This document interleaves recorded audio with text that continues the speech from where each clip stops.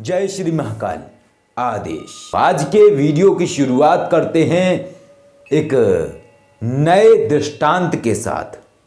और ये दृष्टांत बहुत ही अच्छा दृष्टांत है। और इस दृष्टांत का सार ये है कि सिद्धों की पहचान कैसे करें, सिद्धों को कैसे पहचाने उन संतों को, उन साधुओं को जो सिद्ध हैं। तो आज का जो ये दृष्टांत है ये इसी तरीके से है। एक गांव में एक संत रहा करते थे। वो संत बहुत ज्ञानी थे। उनकी ख्याति दूर दूर के गांव में भी फैली हुई थी। काफ़ी सारे लोग ये बात जानते थे कि जो संत जी हैं गांव के वो बहुत ज्ञानी हैं। और बहुत सारे लोग चाहते थे कि वो उनके गांव में आए और आके ज्ञान दें, क्योंकि वो गांव में तो थे लेकिन गांव के बाहर थे। गांव में वो आते नहीं थे, लोगों से ज़्यादा मिलते जुलते नहीं थे, अपनी भक्ति में लीन रहते थे, साधना में लीन रहते थे और भगवान का नाम लेने में लीन रहते थे। यानी उनके पास समय ही नहीं होता था। तो एक बार गांव वालों ने सोचा कि क्यों ना महात्मा जी को गांव में लेके आए। इसके बाद वो गांव वाले महात्मा जी के पास पहुंचते हैं और कहते हैं, महाराज भगवान के विषय में कुछ ज्ञान दें, भगवान के विषय में कुछ बताएं। तो महात्मा जी ये बोले कि क्या आप लोग भगवान के विषय में जानते हैं? तो सबने सिर हिला दिया कि नहीं। इसके बाद महात्मा जी बोले, जब आप लोग जानते ही नहीं है भगवान के विषय में तो आपको बताएं क्या? अगर आप जानते होते तभी तो हम बताते। इसके बाद वो गांव वाले लोग चले जाते हैं। इसके बाद गांव वाले लोग ये सोचते हैं कि अब कैसे भी करके महात्मा जी को गांव में तो बुलाना ही है और उनके प्रवचन सुनने ही हैं, उनसे ज्ञान लेना ही है। इसके बाद गांव में मंत्रणा होती है और गांव में लोग कहते हैं कि पिछली बार हमने बोला था कि हम भगवान को नहीं जानते हैं, इस बार हम ये बोलेंगे कि हम भगवान को जानते हैं। फिर से पहुंचे महात्मा जी के सामने, फिर से प्रश्न रखा कि महात्मा जी कुछ बताएं और भगवान के बारे में कुछ जानकारी दें। महात्मा जी ने फिर से यही बोला कि क्या आप लोग भगवान के विषय में जानते हैं?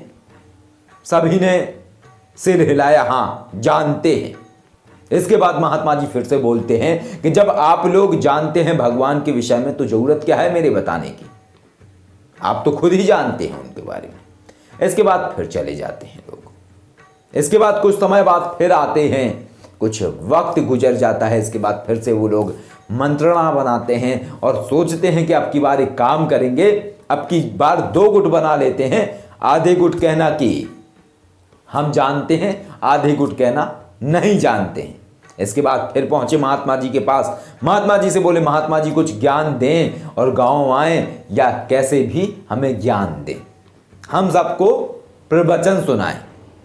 महात्मा जी फिर कहते हैं कि क्या आप लोग भगवान के बारे में जानते हैं?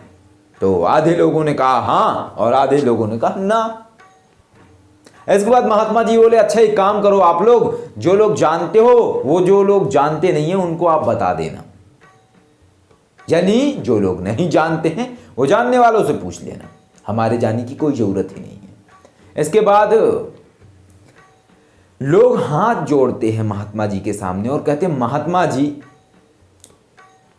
हमने सारी प्रयत्न कर लिए आपको ले जाने के, हमने सारी कोशिशें कर ली आपके ज्ञान को सुनने के लिए, लेकिन हमें आपका ज्ञान नहीं मिल पा रहा है। आखिर इसका कारण क्या है? महात्मा जी ने यही बोला कि देखिए बात यह है कि यदि आप लोग ज्ञान को समझेंगे तो फिर सुनने की जरूरत ही नहीं होगी। ज्ञान आपके अंदर है और जब आप अपने ज्ञान से जुड़ जाएंगे तो आपको सारी की सारी जो बातें हैं वो स्वयं ही पता लगने लगेंगी।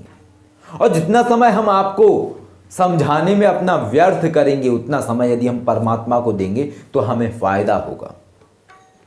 जितना समय हम आपको उन चीजों को समझाने में नष्ट करेंगे, क्योंकि यदि आप समझना चाहते तो आप स्वयं ही उस चीज को समझ जाते। तो जैसे ही महात्मा जी ने ये बात कही, तैसे ही वहाँ गए हुए लोगों के अंदर ज्ञान प्रकट होने लगा और वो समझ गए कि महात्मा जी क्या कहना चाहते हैं, महात्मा जी क्या संदेश देना चाहते हैं। तो इस तरीके से सिद्धों की पहचान होती है और इस तरीके से इस दृष्टांत से हमें एक ज्ञान मिलता है और हमें ये समझ में आता है कि हमें अपना समय नष्ट नहीं करना चाहिए। हम जितना समय परमात्मा को दे सकते हैं, हमें उतना समय परमात्मा को देना चाहिए। हमें अपने आप को किसी के सामने सिद्ध नहीं करना चाहिए। कोई व्यक्ति यदि हमें मानता है तो माने, नहीं मानता है तो ना माने। कोई हमारी बात से सहमत है तो ठीक है, नहीं है तो कोई बात नहीं। क्योंकि परमात्मा को सिद्ध करने के लिए जितना समय आप किसी ऐसे व्यक्ति को संतुष्ट करने में नष्ट करेंगे जो परमात्मा पर यकीन ही नहीं करना चाहता है, तो आप अपना ही समय नष्ट करेंगे। तो इस तरीके से सिद्धों की पहचान होती है। इस तरीके से आप सिद्धों को पहचान सकते हैं, क्योंकि सिद्ध अपने आप में आनंदित रहते हैं और निरंतर खोज में संलग्न रहते हैं। ना वो व्यर्थ बातें करते हैं, ना वो किसी से मिलना चाहते हैं। वो अपने आप में आनंदित रहते हैं। कोई उन्हें समझे या ना समझे, कोई उन्हें अच्छा कहे या कोई उन्हें बुरा कहे, उन्हें इस बात से कोई फर्क नहीं पड़ता है। उन्हें इस बात से फर्क पड़ता है कि वो जो कार्य कर रहे हैं वो सही है गलत है, वो कितना समय परमात्मा को देते हैं। तो इस तरीके से सिद्धों की पहचान होती है और इस तरीके से सिद्धों की पहचान विचारों से होती है। आप किसी सिद्ध की पहचान उसके कपड़ों से नहीं कर सकते हैं। आप किसी सिद्ध की पहचान उसके हाव भाव से नहीं कर सकते। सिद्धों की पहचान उनके विचारों से होती है, उनकी शून्यता से होती है, उनके ज्ञान से होती है। तो इस तरीके से ये सिद्धों की पहचान करने का एक तरीका है।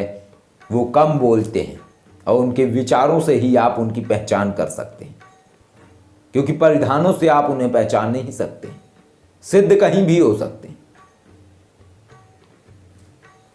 वो गुफाओं में भी हो सकते हैं और वो समाज में भी हो सकते हैं, लेकिन पहचानने के लिए आपको नज़र चाहिए।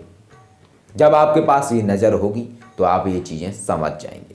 यदि आप लोगों को वीडियो अच्छा लगा तो इस वीडियो का टारगेट रखते हैं 5000 लाइक। अच्छा लगा तो इस वीडियो के ऊपर 5000 लाइक का टारगेट रखते हैं और देखते हैं कि कितने लाइक आते हैं।